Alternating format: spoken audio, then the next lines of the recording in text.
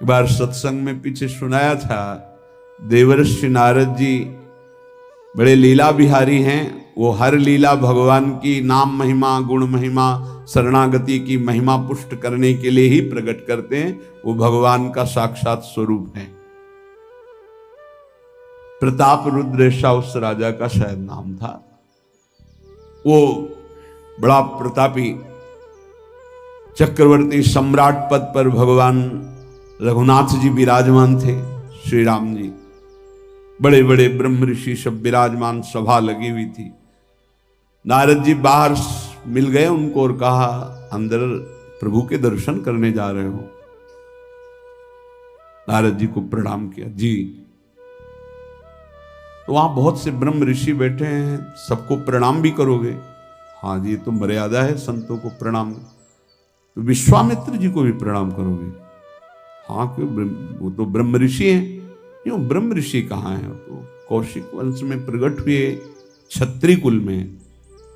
उनका नहीं, तपस्या से तो ब्रह्म पद प्राप्त किया है उन्होंने। हाँ, पर मूल में तो नहीं। आपका उद्देश्य क्या है? बस ऐसे कर लेना, माथा मत रखना। देवर्षि नारद जी के सब ऋषियों के माथा रखना।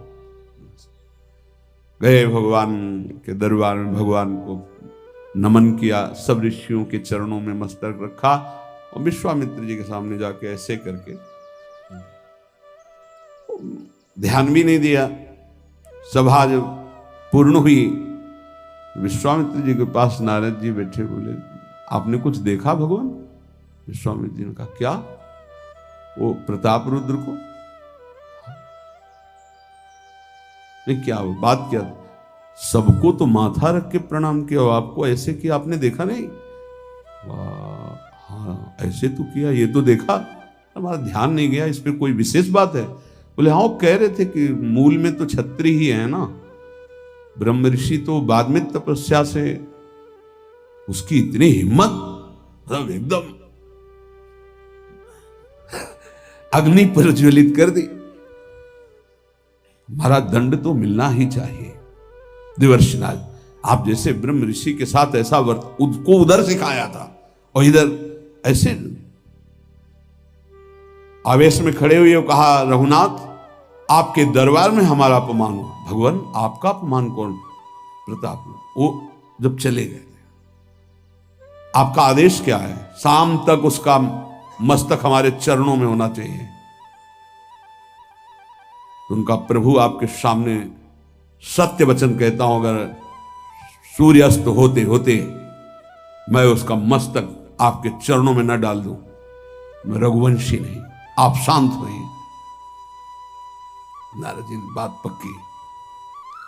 गए, अब वो आराम से अपने राज महल में सब बोले, खा ले, मारा जाएगा शाम तक। अभी भगवान ने संकल्प कर लिया कि शाम तक तुम्हारा गला काट के विश्वामित्र जी के होगा, महाराज आपने हमको फंसा दिया, हम तो साष्टांग लौट जाते। आप पहले तो कहा था कि केवल हाथ जोड़ देना।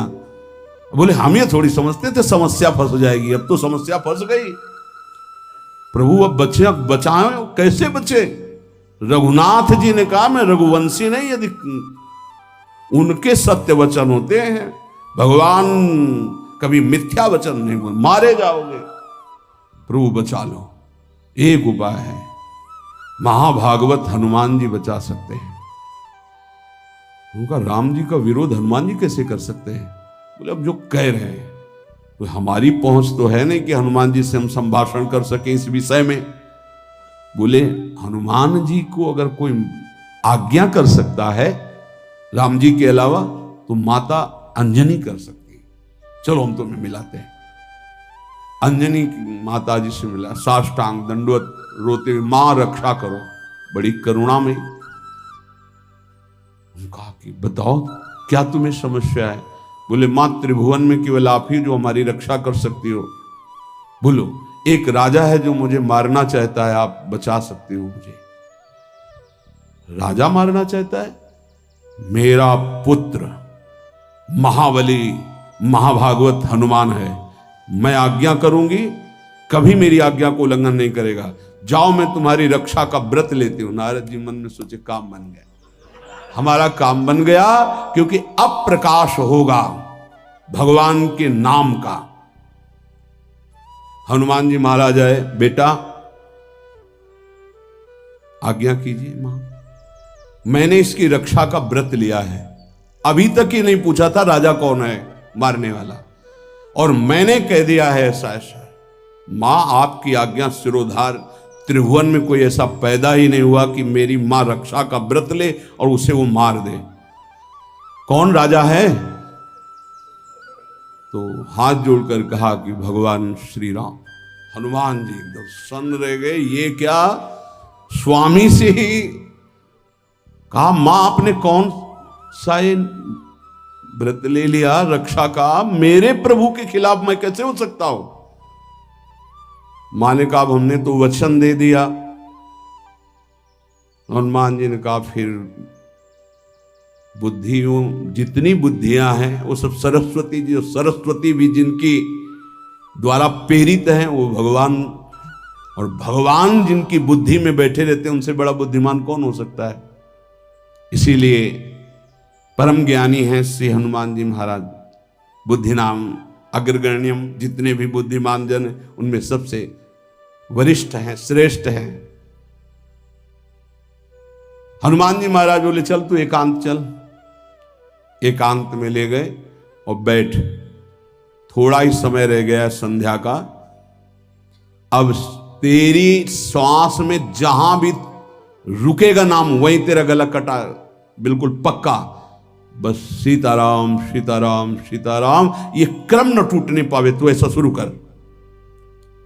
अगर तेरे नाम में त्रुटि हुई, अंतराय पड़ा, उसी समय भगवान का अमोघ बाण काट सकता है, अन्यथा नहीं। तू चिंता मत कर, बैठ जा। वो बैठे, सीताराम सीताराम सीता। हनुमान जी महाराज करताल उठाए, आसपास नत कर। भगवान ने अमोघ बाण संधान किया। वो बाण आया और हनुमान जी जहां घूम रहे थे ऐसे परिक्रमा की, वापस चला गया। भगवान ने कहा, आज तक ऐसा नहीं हुआ। अमोघ बाण मोघ कैसे हो गया? लक्ष्य को बेधे बिना वापस कैसे आ गया? दूसरा बाण भगवान ने संधान नहीं किया। है क्या? कौन है त्रिभुवन में ऐसा जिसको बाण बिना बेधे वापस चला गया? लक्ष्मण जी से कहा कि जहां प्रताप रुद्र वहां तुरंत जाइए और देखिए बात क्या है, उसके गले को क्यों नहीं अमोघ बाण ने छेदन किया। गए, सर्वज्ञ हैं। वहां जो स्थिति देखी तो हनुमान जी की आंखों में अश्रु चल रहे थे। नाम संकीर्तन घूम घूम के, और वो आंख मूंदे बस सीताराम सीताराम।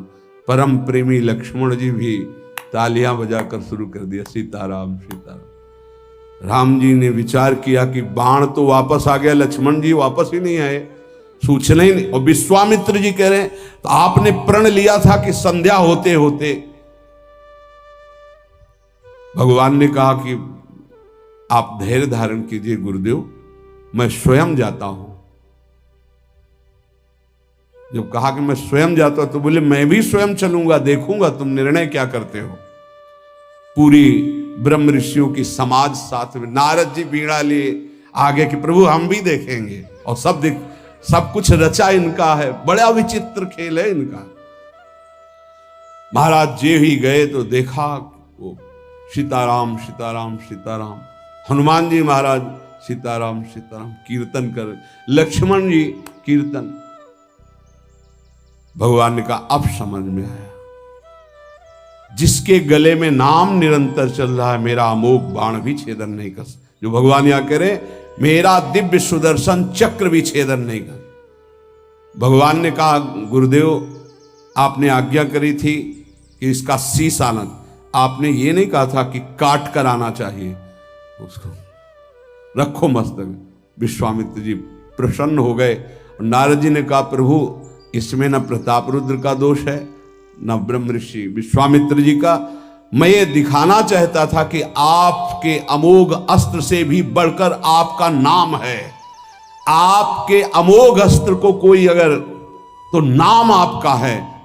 भगवान ने यहां जो कहा कि मेरा सुदर्शन चक्र भी उस गले को नहीं काट सकता जिससे नाम चलता है। विश्वास कीजिए, भगवान की ऐसी लीलाएं होती हैं जिनको माया ऐसे प्रस्तुत करती है कि आपको अविश्वास हो जाए, पर ऐसा नहीं। उसमें गूढ़ रहस्य होते हैं, भगवान के दिव्य विधान होते हैं। हम मायाकृत बुद्धि वाले उस विधानों को नहीं समझते।